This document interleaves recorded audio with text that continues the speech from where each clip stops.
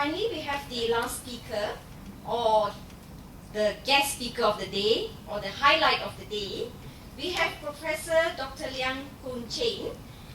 He is presently the Chief Division of Geriatric Medicine, Department of Medicine, Center of Geriatric and Gerontology, Taipei Weitren General Hospital. He is also the chairperson of Asia Pacific League of Clinical Gerontology and Geriatrics and Asian Working Group of Sarcopenia Research. He has numerous awards and grants and countless publications for a young professor, I would say. That's his CV. If I read this, I think we will not be able to hear what he wants to tell us. So I'll leave it for you to Google up and find him.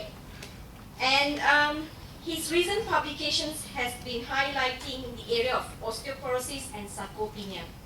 Without much ado, I would like to invite Professor Dr. Liang-Kung Chen to give his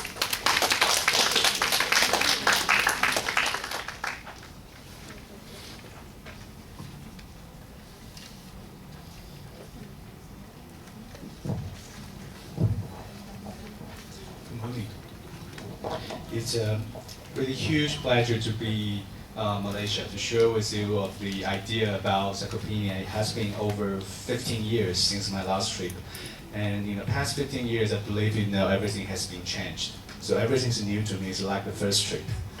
So today I have some more time compared with the conference. Conference I had only 15-20 minutes. I have to deliver most concise information, but since we have some time, I would like to share you more idea about sarcopenia. Why is it important? It does not come out, all of a sudden. So it's a new disease entity. In a few years, the sarcopenia is going to have an ICD code. However, it does not come out within one night. There is a lot of ideas and thinkings for geriatricians or the care of the elderly. So that to make it important. So I would like to bring you some of those informations, and you know why we have to, or why we're interested in doing the research of sarcopenia. So what is aging? We're looking after the older people. So aging is a very complex idea. So we'll spend so many hours to explain what is aging. However, if you look at the trajectory of the aging process, before, if you're a geriatrician, we're doing the research on the elderly, usually we think mortality is a poor outcome, disability is a poor outcome, and being placed in nursing home is also another poor outcome. So by the epidemiological study method, usually when you identify certain poor outcome, you would like to search for some risk factor, trying to correct those risk factors and improve the outcome. So if you take those things as an outcome, you look at the older people, generally speaking, before the elderly pass away or being disabled, usually they will suffer from a period of frailty. Frailty, that is, I think as a geriatrician or people who are specialized in care for the elderly, that is quite easy to understand. You know it is here. You know that person looks frail, but sometimes it's really hard to make operational definition for frailty. It's another story. There's another research highlight in geriatric medicine. So if you think frailty is a poor outcome, so again, you go back to the risk factor for frailty, trying to prevent the occurrence of frailty, then you will see sarcopenia play a very important role. Because when you're getting older, you lose your muscle mass and muscle strength, and you become weaker, and you're not able to walk, and you become frail. So that is the whole story. Why we're looking at sarcopenia? Because probably it is the earliest sign of aging that will become making our life worse. So probably it's the first sign. Like you're doing the dementia care. Of course, we have to provide very good dementia long-term care, but the ultimate goal is to prevent the occurrence of dementia. But how to prevent? You need to identify the people who are at risk of dementia, so you have to identify people who had the MCI. So that's the common idea. So if you successfully manage sarcopenia, you may prevent or postpone the occurrence of frailty.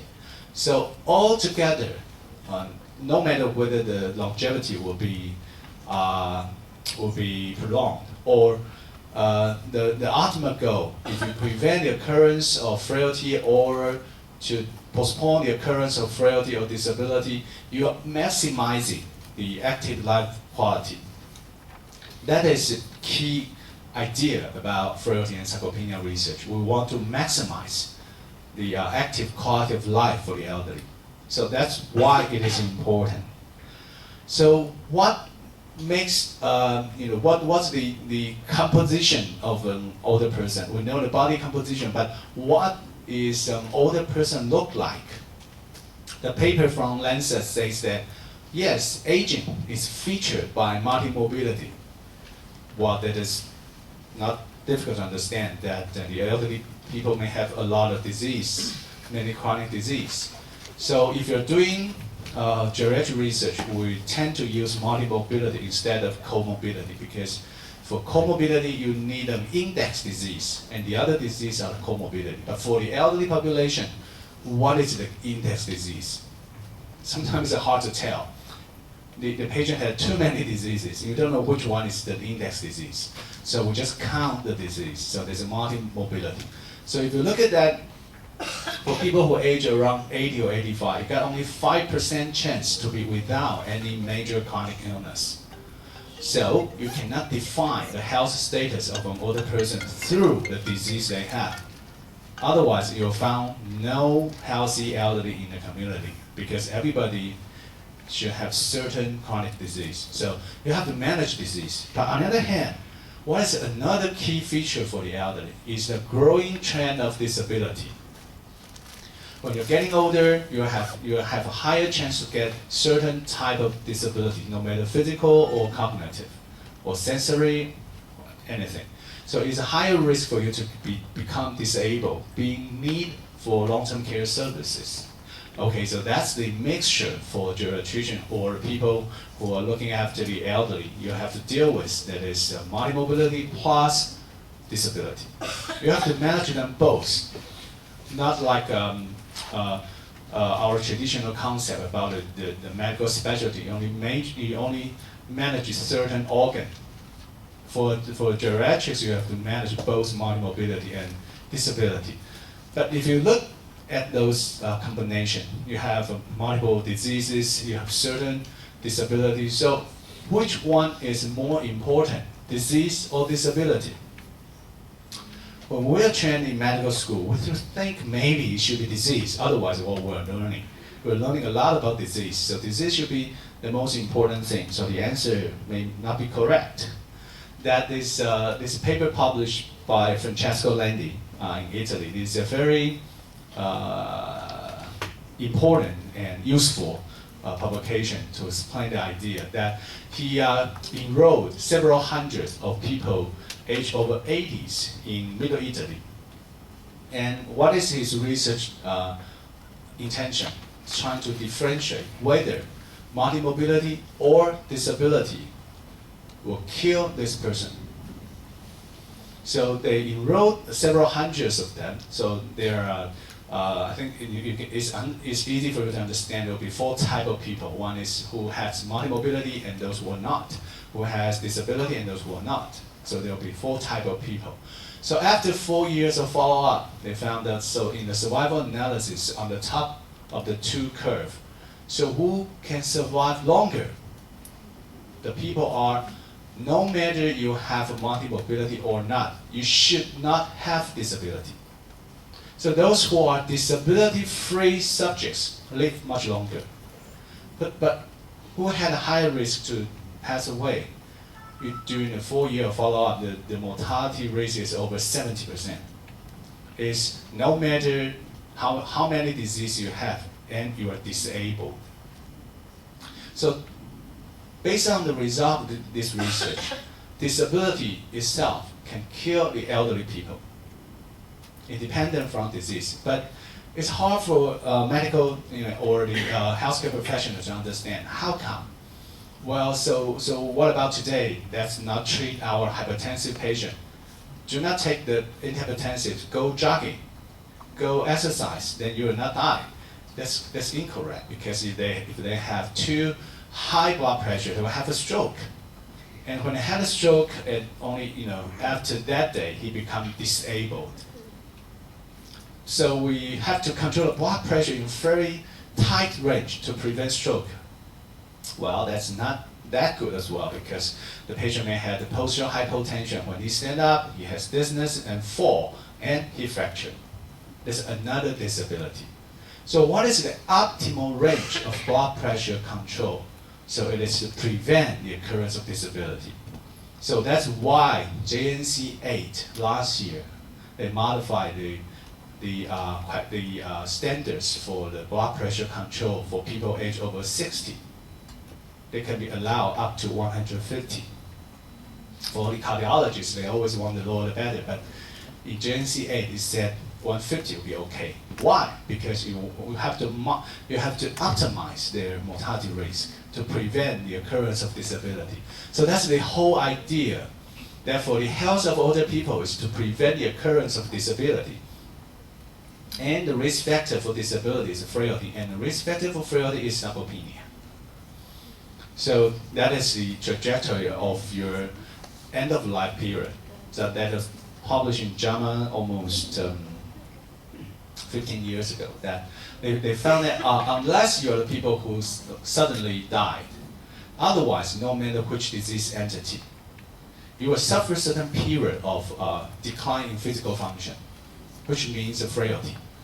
If you have cancer, the decline is faster. If you have certain chronic diseases like heart failure or COPD, you may experience the fluctuation. You had an acute exacerbation, you're getting worse. Sometimes you can recover, but generally speaking, it's going down until sometime you die. But for dementia or frailty person, you will suffer a continuing deteriorating process like this. So no matter what, before you die, you will have to experience frailty. So what goes before frailty? That's what I have mentioned, sarcopenia. So that's why we have to research on sarcopenia, because always it's like if you research on stroke, then you know the risk factor for stroke is hypertension. So you manage hypertension so that to prevent stroke. So you know disability is bad for the elderly. So you have to prevent the occurrence of disability, so you have to manage the frailty. But sometimes frailty is not that easy to be managed. In fact, the frailty's risk factor is sarcopenia. Then you manage sarcopenia. So that is the basic logic of medicine, is what you're practicing for every diseases.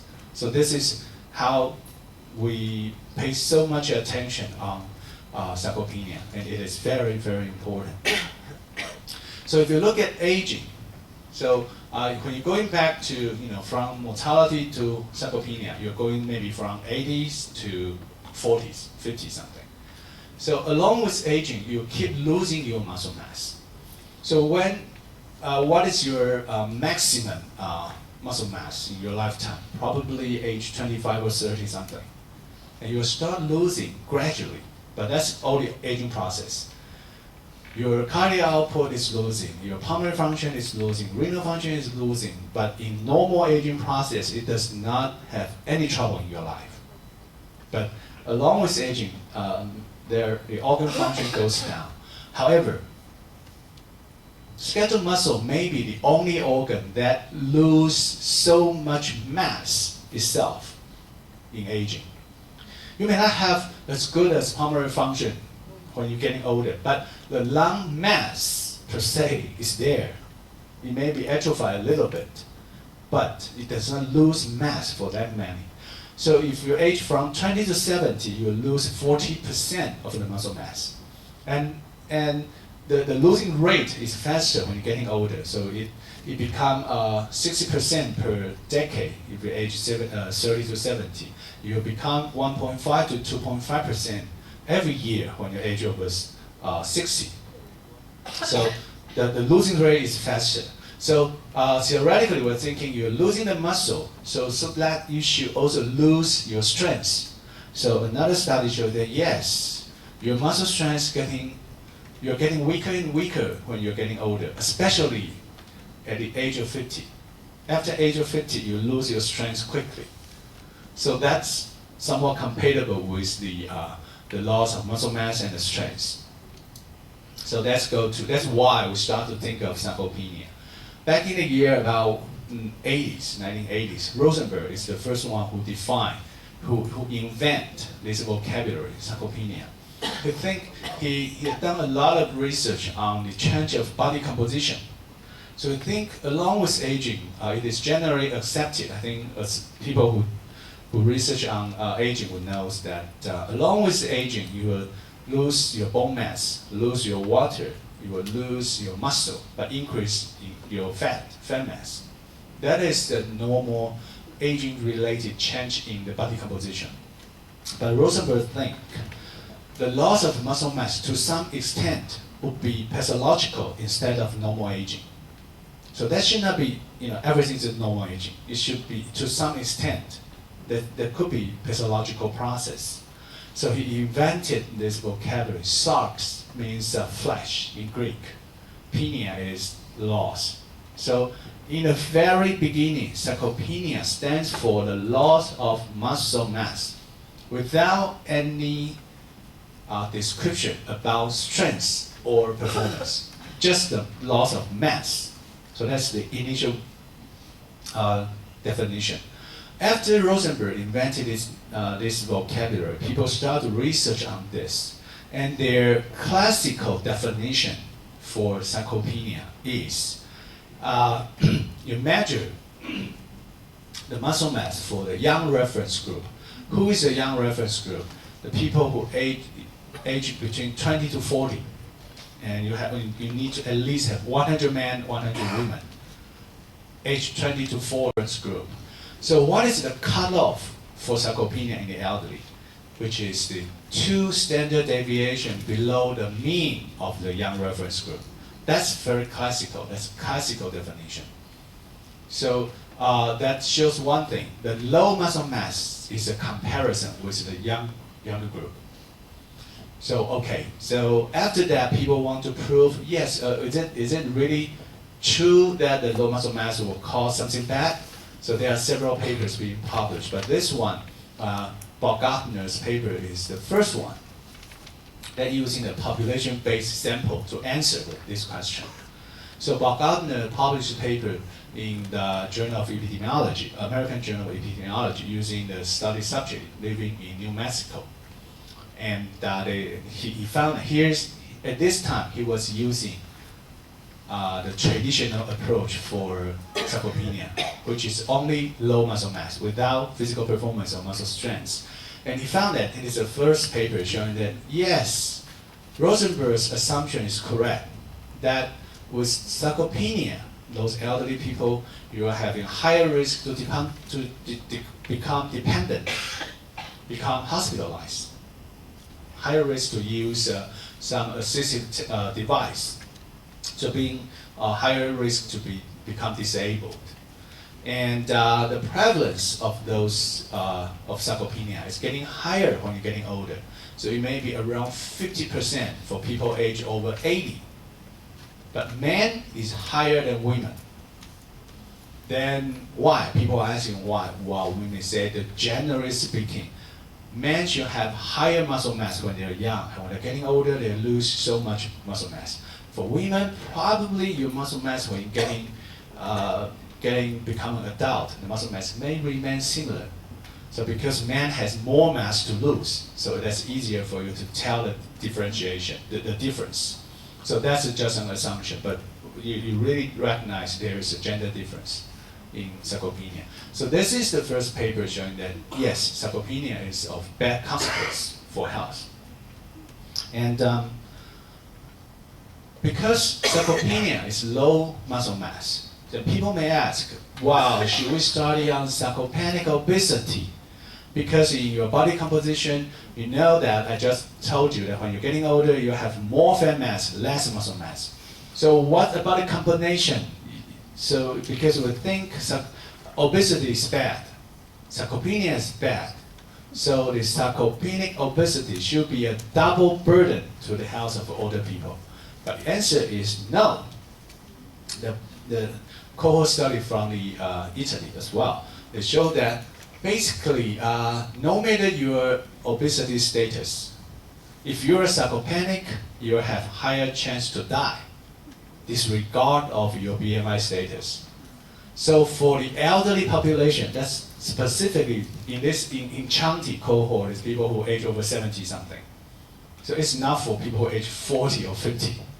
So for the elderly population, body weight may not increase your mortality risk. It sometimes is protective. Obesity is a very famous obesity paradox in the elderly. So it's a big controversy. A lot of people, especially the researchers in obesity, they want to propose the sarcopenia obesity idea, but it's not very well supported by geriatricians because in our observation, no, that does not exist. The main thing is sarcopenia, not a BMI status. So it confirmed nowadays, many papers supported this idea. So sarcopenia is bad for health. So increase the risk of mortality, hospitalization, long-term care, nursing home placement, and worse quality of life, and a lot of things. So it's bad for the elderly. So it has been well established now. And this phenomenon, eventually, can be observed across species. So this is a paper published in Nature. Well, it should be a very important and interesting paper. So but it's a very relatively simple study design, trying to observe whether this kind of movement, the movement disorder, is also of mortality implications to the C. elegans. So they're using the microscope, seeing the green dot means that those C. elegans move actively under the microscope. The yellow one is a little bit lazier, and the red one is those C. elegans who would not like to move under the microscope. So the activity is higher for those green one. Yeah, they live longer. It's true. So at the day 13. So those who are yellow, or those who are yellow and then become red, will die soon. So physical activity, the ability of physical activity is related to your mortality. And what's the main implication in this? So you only observe those things if you can publish it in Nature? No, you have to do electric microscopy. And the answer shows that, well, for the young C. elegans and the old, and those who are lazy C. elegans, who will not like to move, their muscle layer is very, very different. Can you see it? Here, muscle layer and the muscle layer here is very, very different. So, sarcopenia, this phenomenon, appear even in C. elegans. It's a cross species, well, in animals only, not in the vegetable, not in the plant. That across species in animals, sarcopenia is part of the aging, and it is directly related to poor outcome. So that it has become more and more established. And one famous example is this French, I cannot remember his name. He is an active athlete who ran a marathon when he was very young. So he was like this, and his thigh CT scan is like this. It's very dense, with good muscle mass, very little fat. When he gets 70s, he still kept doing exercise all the time, still physically active. So that's his body figure, he keeps very well. However, despite he doing so many physical activities, still he lost some muscle mass, and the quality of the muscle is not as good because a lot of fibrotic tissues or fatty infiltration inside the muscle. So this phenomenon occurs in your aging process, no matter how actively you carry in your life. That is the person who really do a lot of activities. For those who are general population, will be like this. For the general population. So when you get 28, it's like this. When you're 78 and looks like this, yeah, a lot of subcutaneous fat. very little muscle mass and a lot of infiltration inside of it. So that is a real, maybe, physiological process of the sarcopenia. So that makes things different. Okay, so nowadays, that was maybe in the 20th century, that 1998 when Bob Partner first published the paper, they're using it. But during 1998 to 2010, the 10 years period, a lot of things happened. A lot of people use the aging cohort study, trying to examine whether sarcopenia or something else can predict mortality. A lot of paper during that period supported that if you're weak in physical function, if you're poor in physical performance, you will have higher chance to die, like a walking speed or grip strength. So altogether, people think, okay, we know that in epidemiological study, if you walk slower and you're weaker in grip strength, then you have higher chance to die. But that's epidemiological study. You back to biomedical research, we would like to ask why? What causes weakness and slowness? So people start to link sarcopenia to those poor physical performance or weakness. So it became generally well accepted that sarcopenia should not be defined by using simply skeletal muscle mass measurement. You should combine the weakness and slowness or physical performance, whatever. You have to assess muscle mass as well as muscle strength and physical performance. That is the whole idea. What happened after 1998 for the 10 years. So the European group in 2010, they published the first well-organized diagnostic algorithm for sarcopenia, which is different from either Baumgartner, Rosenberg, or Ian Jensen. So nowadays, basically, we don't use Ian Jensen's criteria anymore. Because nowadays, people think sarcopenia should be a combined approach for both performance and mass. It's quality and quantity idea. So what does this algorithm tell for the whole concept of this the European group? I think they deliver several messages. First thing, who should be assessed or screened for sarcopenia? In the European algorithm, it's everyone who age over 65. So it is more like a public health issue, community-based issue. So everyone who age over 65. Why is age 65? Because their retirement age is 65. So sometimes the other country may say, well, what about 60? So that's okay. Every country has different cutoff anyway. But which means all the elderly should be considered for sarcopenia. So that's the first message.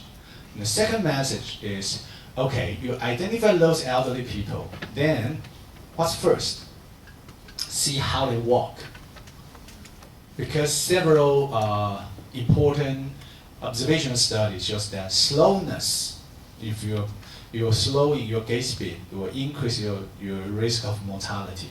Because walking is a combination of many physiological and pathological processes. If you're Parkinson, you're not able to walk. You have stroke, you have if you have osteoarthritis, you have peripheral neuropathy, or you have syncope, a lot of things you cannot walk well. You have balance problem, you cannot walk well. So if you can walk well, basically means you're relatively good health.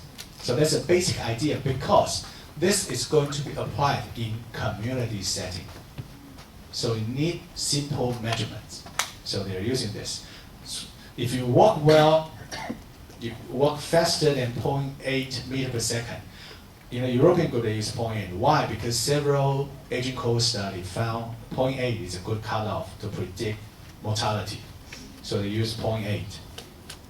So if you walk slower, you're a slow walker, you have to assess for the muscle mass. Then if you have low muscle mass and you have slowness, low muscle mass, yes, you're sarcopenia. But if you're not, so you're just a slow walker. You're not sarcopenia. But you still have higher risk of mortality. Your slowness may be resulted from other etiology. Maybe not that related, because I said a lot of things can cause you slowness. So you should search for other etiology. So that may not be muscle. But if you walk fast enough, then we assess your hand grip. Walking is the lower limbs, so we want to assess the upper limb because we don't want to miss any possibility for weakness or for physical performance. So you have good walking speed but poor grip strength. Then go to muscle mass. And you're low and you're sarcopenia. If you're not, you're just weak grip strength. So that's all the ideas. So okay, you can see from this chart. So what is sarcopenia in a sentence? Sarcopenia is age-related decline in skeletal muscle mass plus low muscle strength and / or low physical performance. Either one or both. But you must have low muscle weight. You must have low muscle mass because you are trying to do something about sarcopenia. So that's a muscle. So you must have low muscle mass. But you have to have either at least one of weakness or slowness. So that's what European guidelines say that. But there are a lot of alternatives to measure. You can do the walking test, you can do the SPBB, you can do time up and go, you can do all the other tests to evaluate the physical performance. And a year later, the American group, they form another working group. The previous one is the European Working Group for AWGSR, European Working Group of Sarcopenia for older people. Yes, because for older people, basically, if you're age 40, but you have sarcopenia, we would say it's another physiological process. It should be cachexia. You are having some other wasting conditions. It's not age-related. So if age 40, no, you should search for other etiology. It's not sarcopenia, okay? And in 2011, the next year, the American group, the IWGS, International Working Group for Sarcopenia, well, that's really international, but mostly American, Mexico, South America is an American group, but with a few European. And they're taking similar approach. They still think sarcopenia should be a combination of low muscle mass and weakness or slowness. But they have different idea. They clearly define, I think the IWGS consensus is more like the criteria to be used in clinical settings. The European group is more like to be used in community settings. Why did I say so? If you look at their condition, they say there are several conditions you have to think about sarcopenia. It's more like you're doing your outpatient services or in your patient care work. When you found people have decline in physical function, or they have repeated fall, or they are losing weight, or they cannot even stand up on their own, you should think about sarcopenia. That usually happens in clinical setting, right? And if you have certain disease, like diabetes, heart failure, COPD, some wasting conditions, you should consider. That's more clinical settings. And they're using the same idea, the same assessment, using the walking speed. So they're just using the walking speed. So first thing, you have to have some functional problems, and then move to measurement. And the measurement is walking speed plus muscle mass. Muscle mass, the column is the same thing. 2 standard deviation below the mean of Young reference group. That's classical. But the walking speed here uses 1. Why 1 meter per second? Because a famous American cohort study called Health ABC, their cutoff is 1. So it's based on the evidence, they use 1.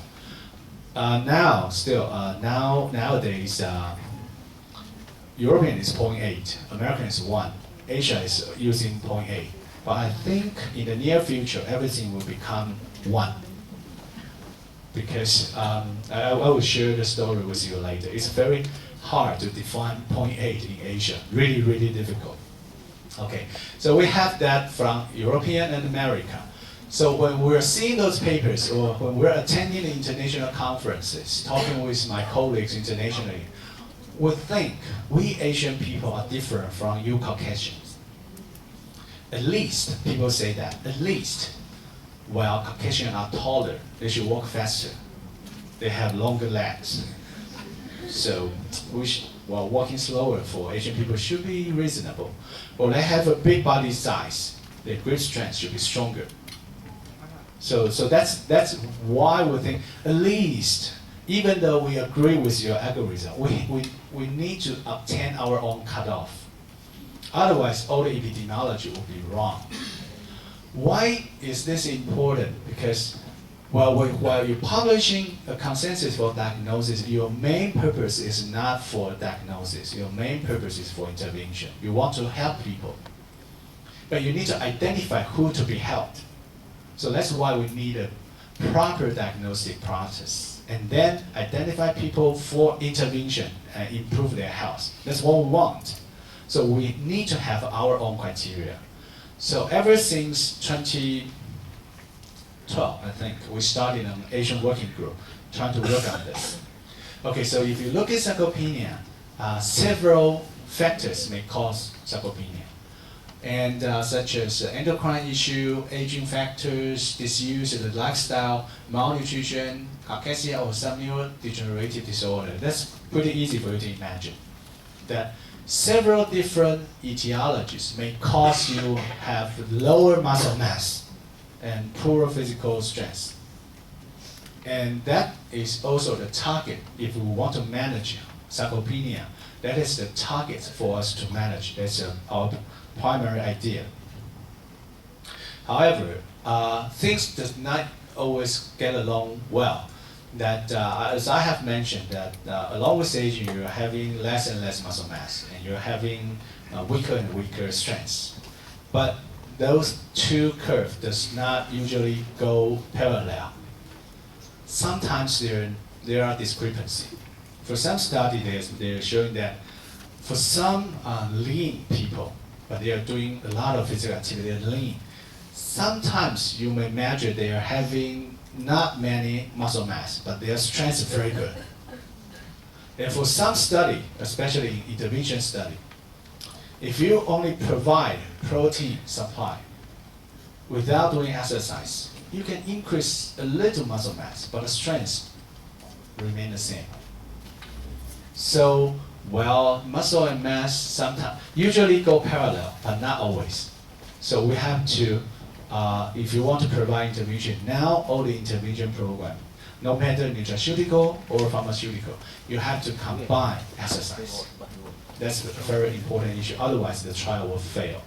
A big pharmaceutical company failed phase 3 trial.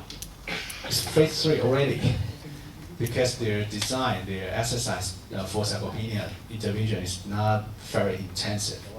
So they're not successful.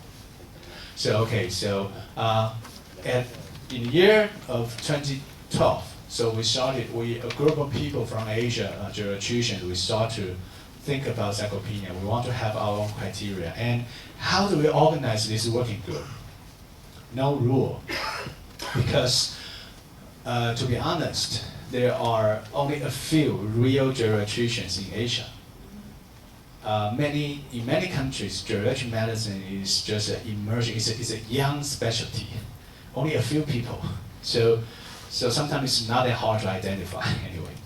But so people who are interested in sarcopenia and who publish papers. So we started from friendship and publications. Those who did publish papers in sarcopenia from Asian countries, we try to invite them.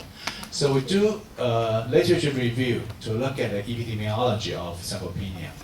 Well, because we're after year 2010, so I do not search for, like there's one paper published in Taiwan who are using, who validate that BIA is as accurate as MRI in 2008 in JAX, Journal of American Geriatric Society. We do not use it because it is a traditional approach. It's like a Ian Jensen or Bob Gardner. So although we still invite her as a group member, but we're trying to identify, okay, the modern approach, the modern research of sarcopenia, what happened in the real epidemiology in this Asian country, what does it look like? So that's our starting point. So we look at Japan. Japan is the oldest country in the world, but it's amazing that before 2013, there's only few papers about sarcopenia in Japan. And they're not very well defined. They're using the concept of low muscle mass only, not a pure sarcopenia research. So I think the first one that is better described study about sarcopenia was published in 2013. They are using a hospital-based data. It's a hospital, they provide a health service, the preventive services for the community-dwelling elderly. So they come to the hospital asking for some health checkup. They're doing the bone mineral density, but they use their machine to screen the whole body. So they get a body composition of the whole body so they can do sarcopenia. So they found that in hospital-based data, with the study subject age of about 70, the prevalence is 31%, almost 32%. But they're only using the muscle mass. They did not measure strength or performance. That's even 2013 in Japan, the oldest country in the world. But the sarcopenia research in Asia was just like a newborn. We're just starting doing the real sarcopenia research. Before that, there are some, but that is in the period that sarcopenia is not that well defined. So people use the concept that using certain statistical analysis, saying that yes, this is low muscle mass, but not very well and accepted methodology nowadays. And what about Korea? Korea is having a big trouble in sarcopenia research, although they did publish some good papers. That from a very good database in Korea, so K-Enhance is a nationwide health and nutrition exercise survey across the country. They said the prevalence for men is 12%, for women is almost 12% as well. And how do they define sarcopenia? Yes, they're still only using the 2 standard deviation below the mean. They're not measuring strength and performance. However, they have a big trouble in their skeletal muscle index. There are 2 skeletal muscle index we're using nowadays. One is height adjustment, one is weight adjustment. The adjustment is easy to understand, like a BMI. You measure body weight, but people have different size, different height. You should not, just using the weight to calculate whether the subject is obese or not. You need to adjust. So in BMI we adjust for height square. So there are 2 ways of making the skeletal muscle index. The most common one is height adjustment, like the idea of BMI. You measure a particular muscle mass and divide it by height square, so that's like BMI. And Korea, they use weight adjustment. So they get a percentage. It's a particular skeletal muscle mass divided by the body weight. They get a percentage. Why did they do that? Because Korean people found if they use height adjustment, basically the prevalence of sarcopenia in older Korean women is 0. Why? Because Korea is a very interesting country. If you look at their data from the K-Enhance, their body composition, their muscle mass, we have just shared the information that muscle mass getting less and less along with aging, right? But in Korea, the muscle mass increase along with aging. Why? It's not the grandmother are too strong. That's the granddaughter too weak. They're very thin. Probably you know a lot of K-pop stars. So that's the kind of culture in Korea now. So I was told that in Korea, for the younger lady, the prevalence of underweight probably 30%. So people, no matter you're doing cosmetic surgery or anything, you try to lose weight, trying to keep fit, to keep your body figure so that you do very little exercise, so the muscle mass is much less. So that's a problem. Why that's a problem? Because we said we need a young reference group to be the standard of cutoff, but the young reference group is much weaker than the grandmother. So that's a big trouble in Japan, in Korea. So that's why they start using this. So that's their challenge. And so last year there's a better instrument being developed that I think I would like to try. It was developed by the NIH, the NIH, they organized a big research group for sarcopenia. And how do they define the muscle index? They're using a combination of both. So it's a particular muscle mass divided by BMI. You adjust height and adjust weight, both. So I would like to try because it was newly introduced last year by NIH, because you do find a difference. So no matter what, that's a paper from Korea. It's about, even though they did a modification, it's only about 12% something. It's not high. Taiwan, we published in Asian country, by the time we do the systematic review, that we published the first paper using modern approach for sarcopenia diagnosis, but the prevalence is also low, 7% something. And we compared using two criteria, European and American. And it's a community-based aging cohort study, and the mean age about 70 something. So, but we do face similar trouble as Korea, but not down to zero. For women, only probably 2%. So that's another issue that we're going to deal with. That's a challenge for the Asia group. And this paper from Hong Kong, a famous geriatrician in the world, Jin Wu, she had 4,000 subjects in the community being followed for probably 6 years already. So they get an outcome-based paper. They found that the prevalence is 12% for men, about 8% for women. People aged around 70 something, and they're using simply muscle mass measurement. Because in the beginning, when the course study began, they did not collect grip strength and walking speed. So it's from Hong Kong, and it's from China, very similar, using the same approach. 13% for men, about 5% in women. So you can see if you use DEXA, or if you use more recommended approach for muscle mass measurement, not the Ian Jensen. The prevalence usually is 10% something, no more than 20%, but the Japanese one is higher, 30%, usually 10% something. And sometimes you'll be down to 0 or 2% sometimes. And if you combine using the physical performance measurement, you will have much less. So basically, it's a disease for prevalence around 10%. The study in Thailand is the most interesting one. That was very interesting for this paper. That it was published in last year. That they're using, they said their study, their community sample with a mean age of only 50s, and they said the prevalence is a third.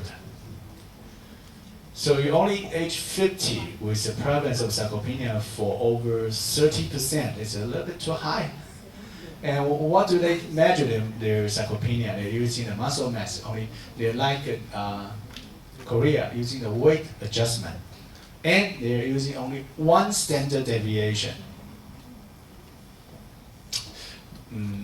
I don't know why they use one standard deviation, but I realized that some paper in the very beginning of the research in sarcopenia, sometimes people say one standard deviation is mild, 2 standard deviation is severe. So that's an Ian Jensen's idea, but it has been almost 10 years. We don't use it anymore.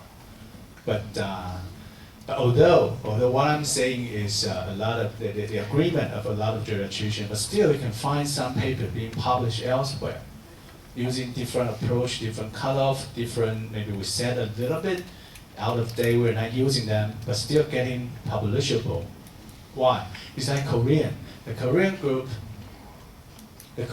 their papers usually are not published in geriatric journals because geriatricians do not really feeling comfortable with their definition.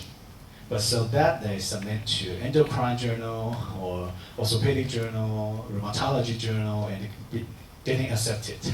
So there are still a lot of controversy between specialties. If one day diagnosis of sarcopenia has been well known, like blood pressure, then everybody will have the same standard. So nowadays, sometimes you will feel confused. When you look at the different papers, they're using different criteria. So I'm telling you that nowadays, if you're a real sarcopenia researcher, the most emphasis is on the modern approach for the sarcopenia, not those traditional one or the other measurements. Anyway, so in summary, what's the epidemiology of sarcopenia in Asia? It varied greatly from 7% to 35%. But no matter what, the prevalence is lower than Western country. No matter how you define. So far, this is the best available paper. It's still lower. Why? Well, there are some possibilities, but we don't know. But at least it raises some questions. We need our own cutoff. We need our own cutoff because most of the cutoff, if you look at the original paper from the European group or American group, their paper was based on the result of certain cohort studies. So that recommend using the cutoff. And how do they obtain those cutoff? That cohort study, of course, they collect some parameters so that they can use it. And on the other hand, that's a very westernized standard. And as I have mentioned, sarcopenia research is part of the frailty research. The interest derived from frailty. So, like Linda Free's definition in frailty. Linda Free's, if you look at the 5 diagnostic elements in Free's criteria in frailty, you can get slowness and weakness. The 2 is also part of the frailty diagnosis. And Linda Free used the lower quintile, the lowest quintile for the cutoff. So that makes every study has different cutoff. Because the study sample, the lowest quintile for the study sample vary a lot. So your study subjects from community or some paper they're using hospital-based data. So the patient should be weaker than the community. So the cutoff vary greatly.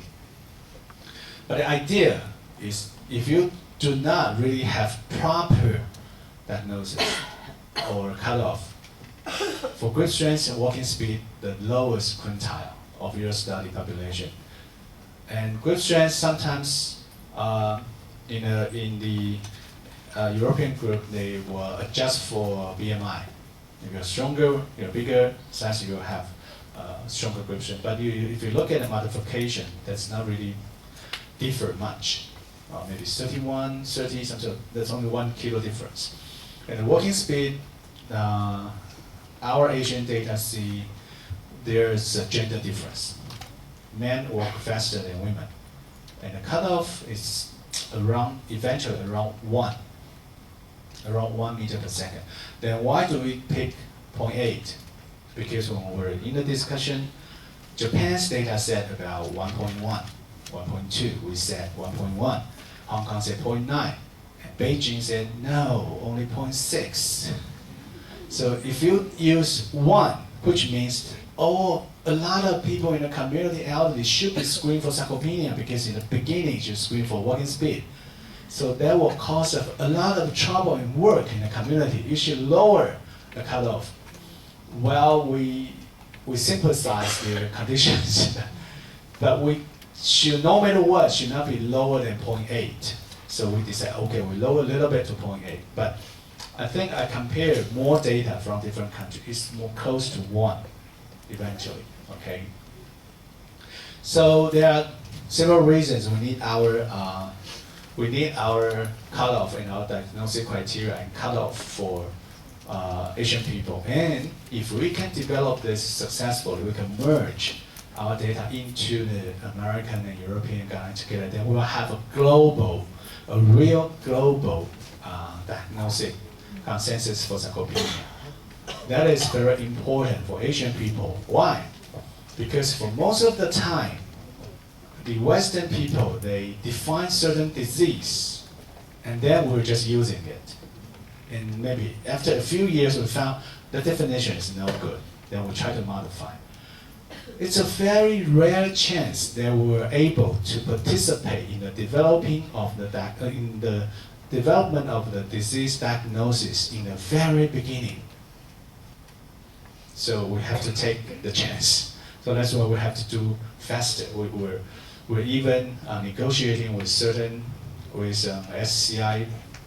journal published in Japan, Geriatric Gerontology International. We publish a supplement.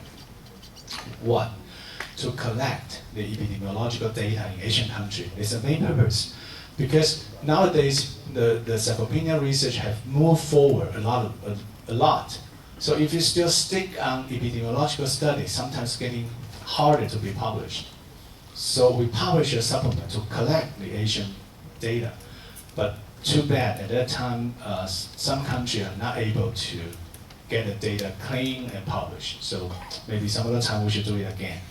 Okay, so that's why we started back in 2012. The first meeting was held in Taipei. And then second one in Seoul, when we're having the AWGSR.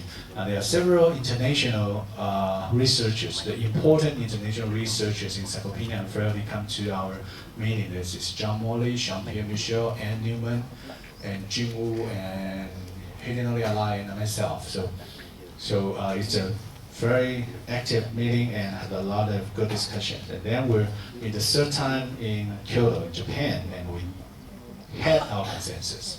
We do extensive literature review, we try to get our consensus. There are several reasons that why the prevalence of sarcopenia is low in Asia, but that's just a guess. So just have a look. It does not really matter, but we're lower anyway. One possible reason is that the economic growth and the changes of the demographic characteristics or everything about aging happens within recent decades in Asia. So our grandparents, they were leading very different life when they're young compared to us. So you're using a young reference group. For now the younger generation, we're leading an easier life. We have public transportation. We don't need to walk, run, or do a lot of farming. So the time has been changed. So that generation may really stronger than us if we use current younger generation to define. But that's a problem. But so that's why Anne Newman, she proposed another approach without using the young reference group. You just take, such as the muscle mass, just take the lowest quintile of your study population. So it's a relative comparison idea to get a lower group. You don't need to compare with the younger population if you have trouble. And we did compare the muscle mass defined by height adjustment or weight adjustment. And then we concluded, the Asia group, we concluded we should use the height adjusted skeletal muscle index instead of weight adjustment. Why? We compared two muscle index. If you're using weight adjustment, then most of the sarcopenic patient will be overweight or obese. If you use height adjustment, the sarcopenia patient will be lean. Then, if we say sarcopenia is a risk factor for frailty, usually frail elderly are thin. So that's why we think it's more compatible with the concept of frailty. And most of the international studies use height adjustment. So we decided to use a height adjustment.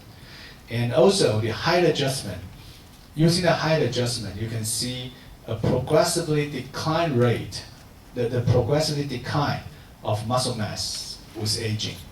That is more compatible with our understanding about aging. If you use a weight adjustment, basically it will remain the same.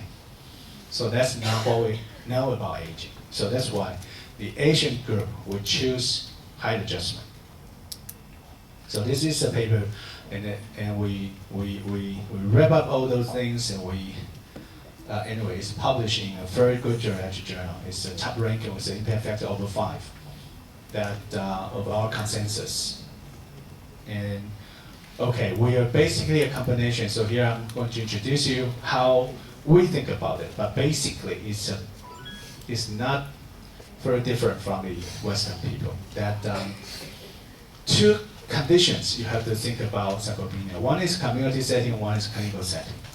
So in community setting, you just choose people aged 60 or 65 up to your country.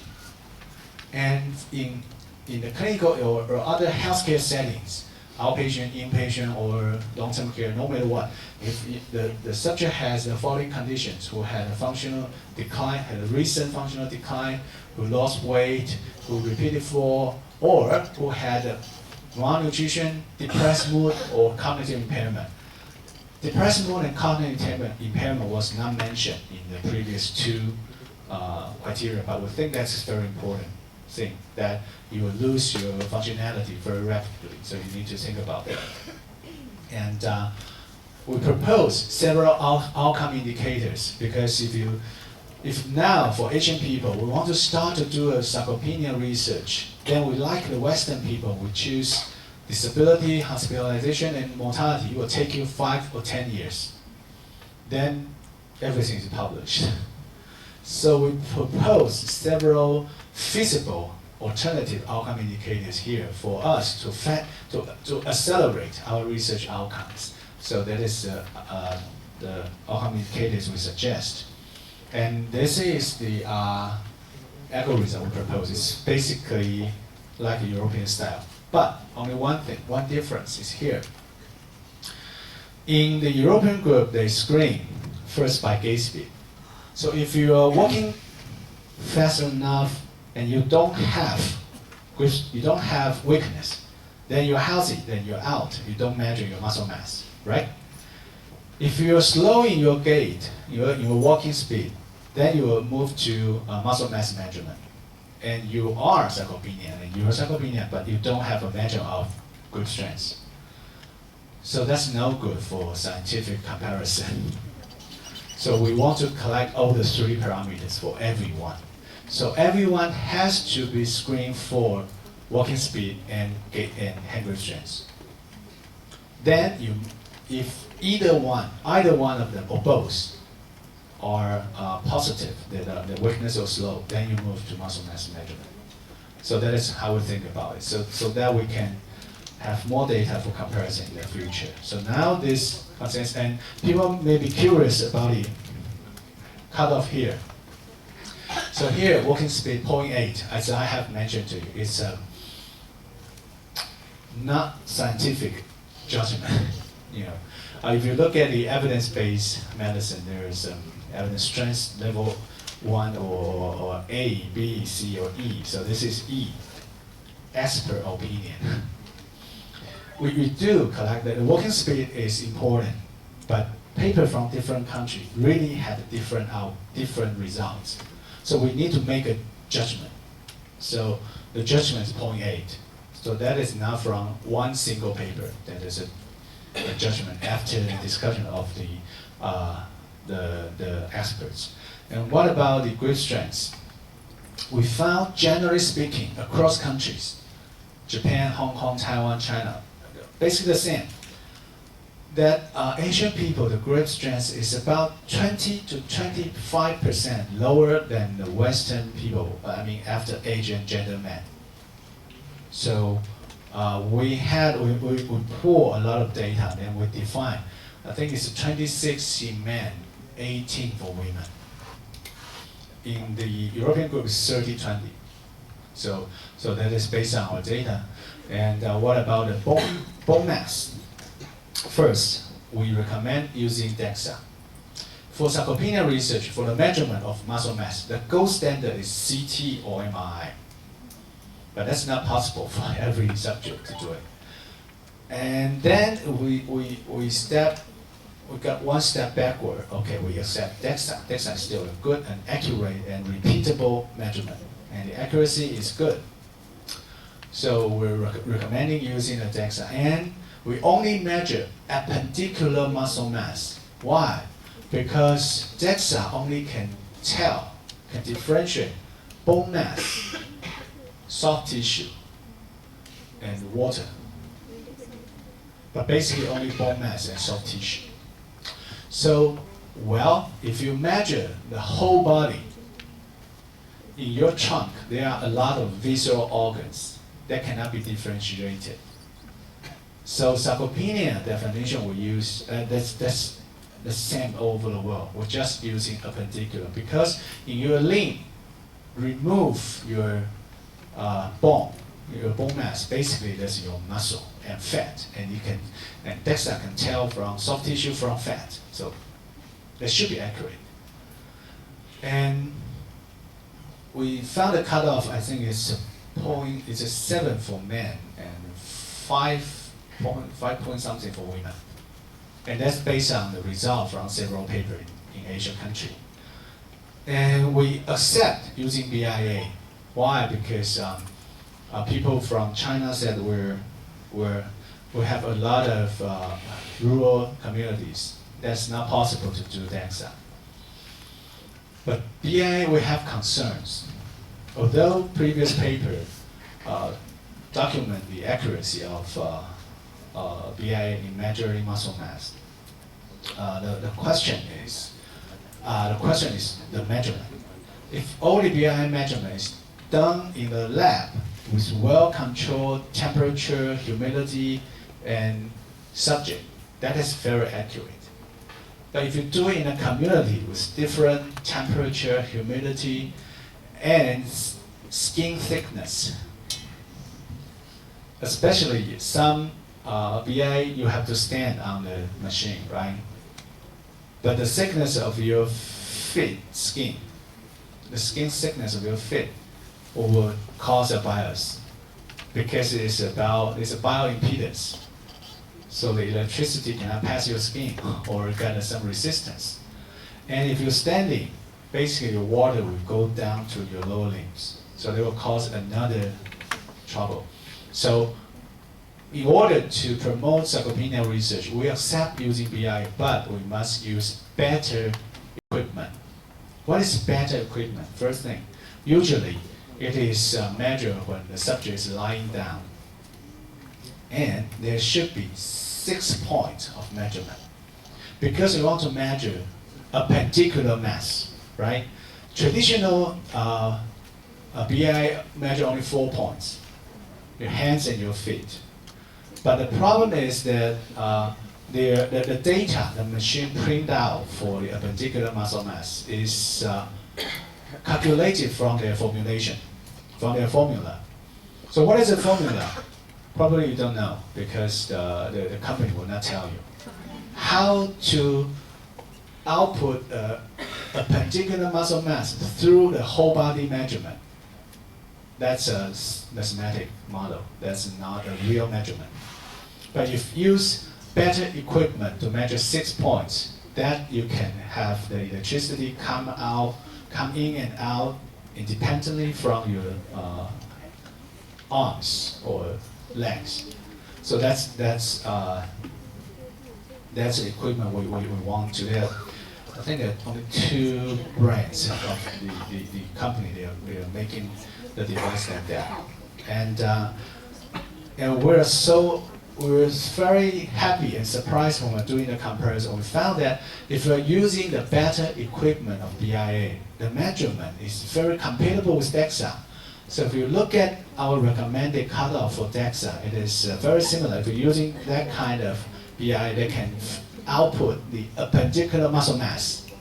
Then our recommendation is around 7 for men and 5.7 for women. It's almost the same as DEXA. So that we are very confident to recommend using DEXA, but you need to have better DEXA. They can do a segmental measurement, not a whole body measurement. You do the whole body measurement and then do the calculations through the formula. That is a little bit unreliable. So you need a better one to do a segmental measurement. That is as accurate as DEXA, so that you can use it. Okay, so now this criteria. Now there is a real international group. We call it International Sarcopenia Initiative. The end of last year, we just published a systemic review for the effectiveness of sarcopenia intervention program. And we exclude those papers that are not defined by the modern approach of sarcopenia. So, which means that internationally, if you're a sarcopenia researcher, if you don't use modern diagnostic criteria, we don't recognize this as sarcopenia research. So that's why we exclude those papers. But that also caused some difficulty because we only got a few papers. So that's another issue. But people still insist on this. So this is a combination. This International Sarcopenia Initiative is a combination of EWGSOP, IWGS, and AWGS. So it's a combination. Okay. So now I will quickly move to intervention because for healthcare professional, our ultimate goal is to improve the health of our older people. So there are several possible interventions can be done. Theoretically, it should be relevant. And I will show you some results or some potential mechanism. Okay, for exercise, no question at all. You have to exercise. So no matter what, so I'm not going to talk about exercise. But exercise has some operational problem. What's the dose? What's the exercise you should do? Resistant exercise or aerobic or balance? The answer is resistant plus aerobic. That's the most effective one. And you should do, the intensity and frequency should be higher. And so, but I'm not going to touch about exercise. I think everybody knows exercise will be good for, and will be key and fundamental to sarcopenia management. I will talk a little bit on nutrition. Although nutrition is well accepted, we should have good nutrition, but there are some concerns. And then I will put some discussion on the pharmaceutical approach. Well, we're here still discussing how to diagnose sarcopenia, but the new drug is under development already. So what is sarcopenia? It's like osteoporosis.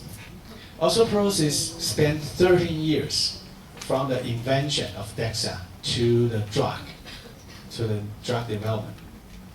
And sarcopenia will shorten the history to 10 to 15 years. So it is it's a fast track of the story of osteoporosis. So we have to move faster for all of you. So some people review and propose there are several possibilities. I'm not going to go through about that. Exercise, nutrition, hormone replacement therapy, some drugs, some other things that may be helpful. So we look at the dynamics of a muscle. Muscle is like bone. Every day you have new muscle synthesized and you have some old muscle fibers being degraded. So it's a dynamic tissue. So sometimes you will have more muscle and have less. So what will cause you lose your muscle? Sometimes the insulin resistance, chronic inflammation, but you have more amino acid, you can have more synthesis. But for those things, some are negative factors, some are positive factors. That's not difficult to understand because muscle is a dynamic tissue. And for medication, there's an incidental finding that in one paper, it's a hypertensive clinical trial. It's an antihypertensive clinical trial. And the researcher, they just happened to measure the walking distance of the patients. And they found that for people who are using ACE inhibitor, beyond blood pressure control, the people walk faster. And the researcher cannot, the investigator cannot understand why. They have no good explanation. But the finding cannot be repeated in other trials. So that is a controversial thing. So the AT2 receptor may have some role, but in the animal model, it's quite clear that in the animal model, they found that AT2 receptor eventually can modulate the muscle atrophy. So ACE inhibitor or ARB should have some role. It's true. Okay, what about nutrition? Well, what's the controversy for nutritional supplement in this patient? If they're sarcopenic, sure they should have more protein.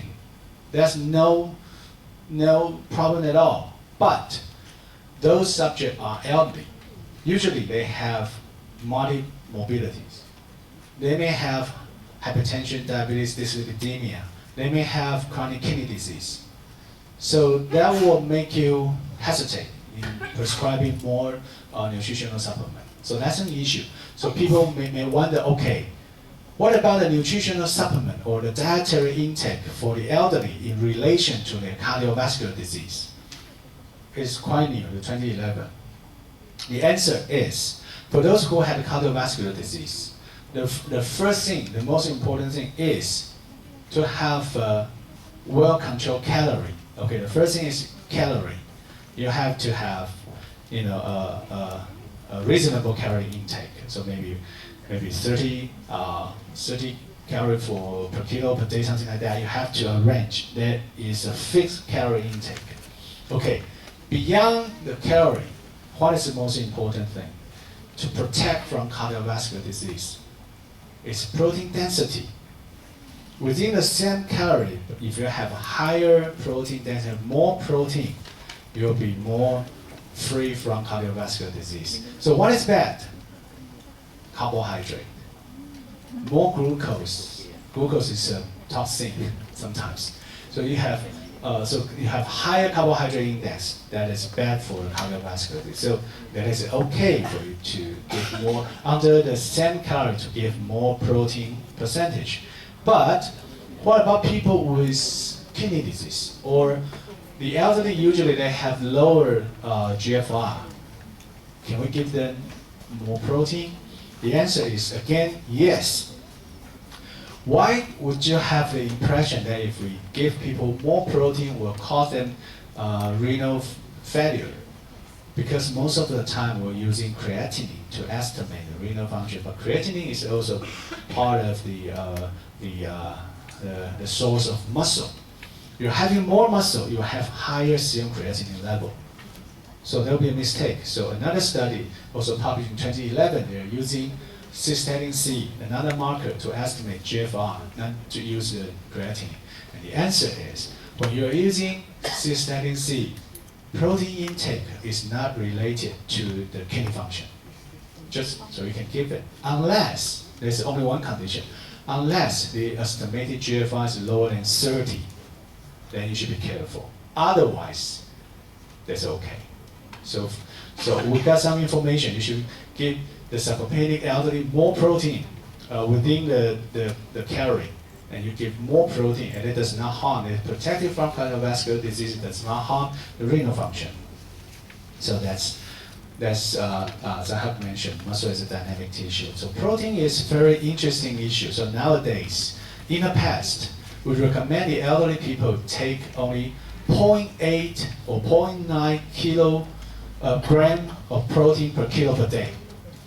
After Chen 2009, the recommendation become 1.2 to 1.5. Basically, not less than 1. From 0.9 to 1.2, that is almost 30% increase. So that's a strong encouragement for protein use. If you take 1.2 as a threshold, and only American older people, you look at them, you see only 27% of the American elderly, they are having sufficient protein intake. It's almost the same across the world, because in the past we don't encourage elderly people to eat that much protein, but now we should make a change. And the result from the health ABC showed that it's true, if your daily intake of protein is low, then your muscle mass is low. There's a linear relationship. It's related to your daily dietary pattern. You eat more protein, you'll have more muscle mass. So sarcopenia is very much related to your daily activities, your dietary pattern, your physical activities. It's part of the healthy aging. So that's why one thing has been developed, that we encourage elderly people to eat more protein, But elderly people, they are not having good appetite. They are not having that good digestion for and absorption for those protein. So people may think, well, why not use amino acid to help the absorption? So some paper use leucine, isoleucine, arginine, and they got some effect. But how can we improve beyond amino acid? So some company, they develop one component as a food nutritional supplement, which is HMB. HMB is the active metabolite of leucine. So that helps absorption. So that's a nutraceutical. So they found that if you're using for the community training elderly, you're having, in Europe, it becomes a daily drink for the elderly. So if you have more HMB intake, you will have better grip strength. The most significant, the striking part is here, that we all know when the older patient had some acute illness, they're lying in the ward, they will lose their muscle. So the more days they lie on the bed, they will lose more muscle. So that's why geriatricians, we have to implement rehabilitation program for the patient who are having acute illness in the ward. So we're preventing them to lose their muscle. So if you're having your patient, they're just bed rest, having acute illness, bed rest, without rehabilitation. So basically, in the first week, they will lose almost 2 kilos of muscle. But still bed rest, but you use HMB as a nutritional supplement, they will only lose some muscle mass. But if you're doing bed rest plus rehabilitation, so that's a general geriatrician's practice, so you will lose only a little muscle mass. So that is what we can do traditionally. That is probably general medical ward. There's a geriatric medical ward. So that's a difference. But if you're in geriatric ward, plus using HMB, when the patient discharged from the hospital, they got more muscle mass when they are admitted. So that's very strong effect. So nowadays, those studies are done in a clinical trial level. It's a nutraceutical, it's not pharmaceutical, but they are doing in very strict regulation. And vitamin D is another issue, but I'm not going to touch that. Okay, there are 2 new drugs under development. It just like you just think I'm telling a story only. It's not on the market yet. It's a song. We know that androgen is related to the muscle mass in both men and women, especially for men. But in the previous experiences of hormone replacement therapy, we would be afraid of androgen would cause prostate cancer. So, previous study using androgen replacement therapy, it did improve muscle mass and performance. However, most of the study were only done 3 years, 5 years, people will not keep doing it. And so that's why the pharmaceutical company, they developed one new drug, they call SON, selective androgen receptor modulator, which would not have any action on the prostate, on the androgen receptor of prostate. So you don't worry about prostate cancer. So the result looks good until phase 2. The phase 3 trial failed. In their phase 3 trial, they found that if you take those medicines, and it's true that you will improve your muscle mass, but without proper exercise program, the strength does not improve that much. So no matter you use protein or not, diet or not, or nutraceutical or pharmaceutical, you should always plus exercise. A real new drug, a new mechanism that makes sarcopenia a very attractive in academic research is this. There are some proteins or peptides being identified from muscle. We call them myokines, like endocrine or cytokine, or adipocyte, they have adipokine, right? So skeletal muscle, they also secrete myokine. So this is the most important myokine called myostatin. Myostatin is secreted by the skeletal muscle. The action is on the skeletal muscle as well to to cause muscle wasting. So if you have higher myostatin, you have less muscle. Okay, when you're getting older or you have some muscle injury, then of course your stem cell will start to promote the myoblasts into the myofiber. But all those actions can be blocked by myostatin. So myostatin is an active factor anyway. So if we can successfully block the action of myostatin, you are not going to experience muscle loss. So this is the graph for the skeletal muscles. And so far identified myokines. If you check on the PubMed, almost every month there are several new myokines being reported. And if you have any time you have any question about the benefit of exercise, you should not have question because exercise is good for health, really. Good for muscle, good for bone, good for cardiovascular, good for insulin resistance, good for the brain, good for dementia prevention. It's correct. But those results are from epidemiological study. Do you know about the molecular mechanism? No. What is exercise? Simply saying exercise is a repeated muscle contraction. So why muscle contraction can cause you have a good heart, a good brain? So that's the action of the myokine. When you have muscle contraction, your muscle will secrete some protein. Then we'll have a dialogue with the fat mass, bone mass, pancreas, cardiovascular system, action with liver, even to brain. So that's the molecular mechanism of exercise. This is very much related to sarcopenia research because nowadays, if you check your physiology textbook about what is the role of skeletal muscle, it's used to support your posture and doing physical activities. But no, now skeletal muscle is your biggest endocrine organ in your body. So if you look at this is a control group. And this is the myostatin blocker. If you use the myostatin blocker to block the action of myostatin C, it's much stronger. And there's another follistatin. Follistatin is secreted by liver and you antagonize myostatin. So if you inject follistatin, you get even stronger. So there are some pharmaceutical agents going to be marketed in the world. So this is the last slide. So after all those things, we know that why we should diagnose sarcopenia. The purpose is for intervention.